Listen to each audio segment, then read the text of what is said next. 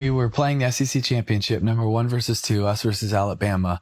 And man, for games, I really try to be like so tunnel vision focused that I don't look around. I don't want to see people. I just want to go look at the smallest common denominator, something that I've done over and over and over again. I just want to do it and do it a little bit better. So I don't like look around, take in the environment, because I think that's a lot of times when pressure gets to you, right? You think about the what if we win? But as we're getting ready to run out of the tunnel, there are these fans that are hanging over the edge of the tunnel. And so they're like their hands are wiping by me.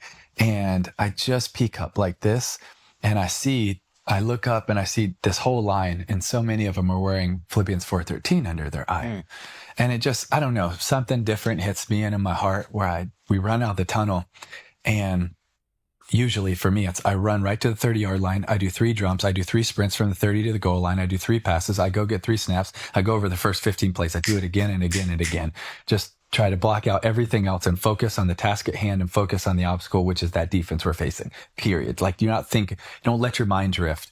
But my mind started to drift because I see this and it just starts impacting my heart. And you think, man, if we win, we'll be playing in the national championship. Yeah. And for some reason, it came to my head, like, you need to change the verse. And so then we won in the next 6 weeks leading up to the national championship. I kept really contemplating and agonizing over it.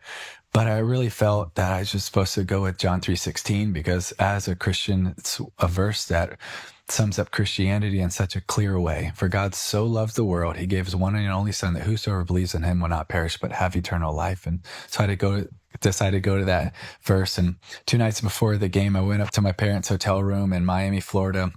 And I said, hey, Mom, Dad, I'm going to change the verse. And my mom, she's so supportive. And my dad's like, have you told Coach Meyer?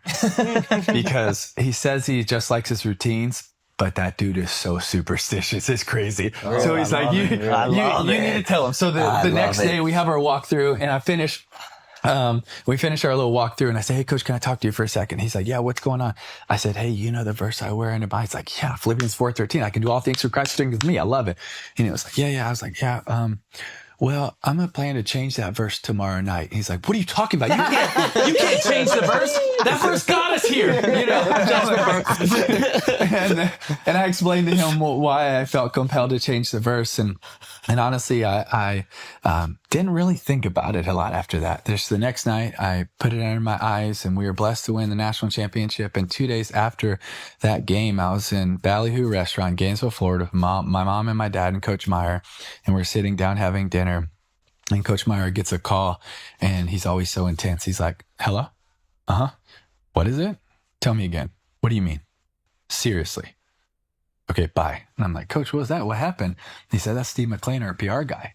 And I said, well, what did he say? He said, he just got all the statistics in, and he just told me that during the game, 94 million people Googled John 3:16. Crazy. Wow. And I was sitting there, and I was like, my first thought was, how the heck do 94 million people not know John 3:16? It's like one of the biggest verses that it's like, hey, welcome to Sunday school, John 3:16. Yeah. And, but I remember just sitting there and being so overwhelmed at what a big God we serve. And he can take the small little loaves and fishes when we feel like it's just a little, and he can multiply it and do whatever he wants with it. And, but then I think a mistake I make a lot is when God does something, but you kind of put him in a box. Right? You're like, oh, that's cool, but it's done almost.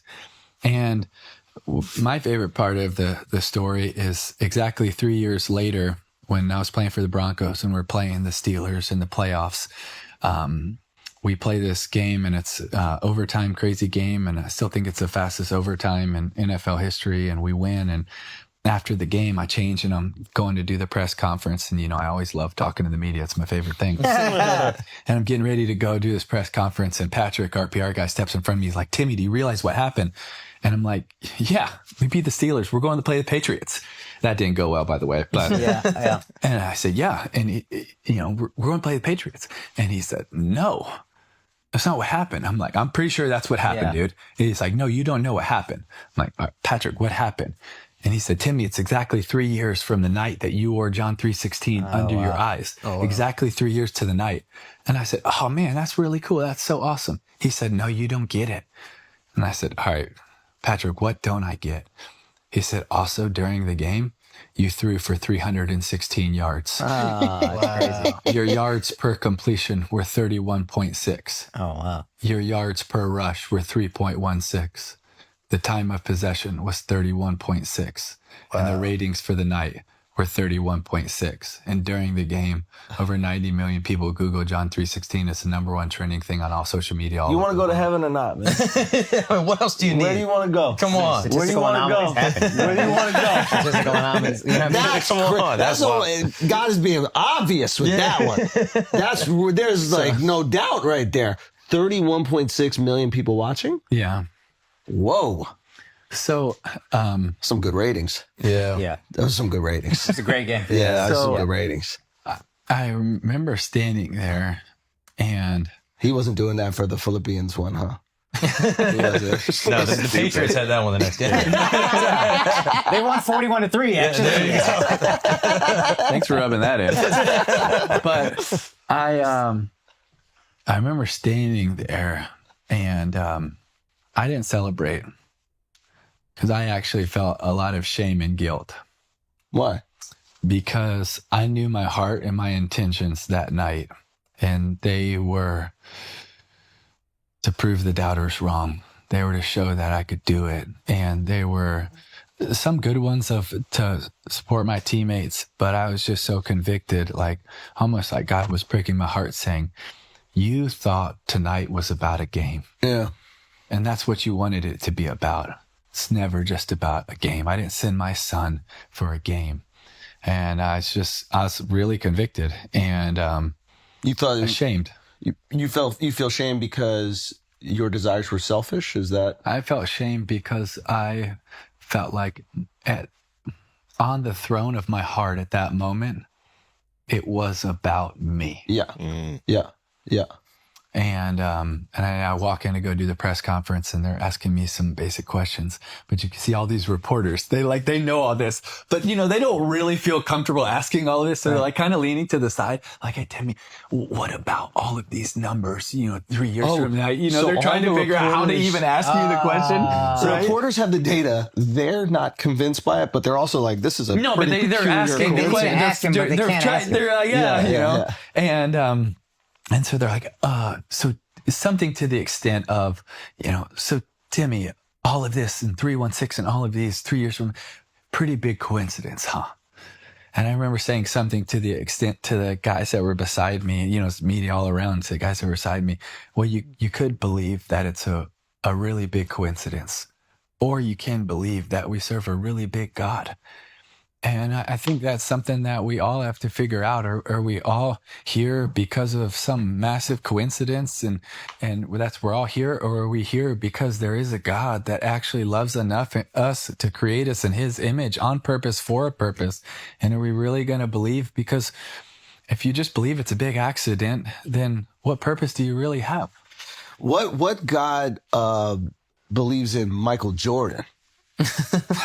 Is it the same one, you think? The God that believes in Michael Jordan. That guy. The framing of the question really matters. Yeah. God believes in Michael Jordan? Yeah. Yeah, God gotta believe in you too, right? He believes in Doesn't it go? Does it not? see where Does it's it not coming go? from, but it's not- Does it not not exactly go the both ways? He can't breathe life into you, but he's not going to believe in that life that he breathes.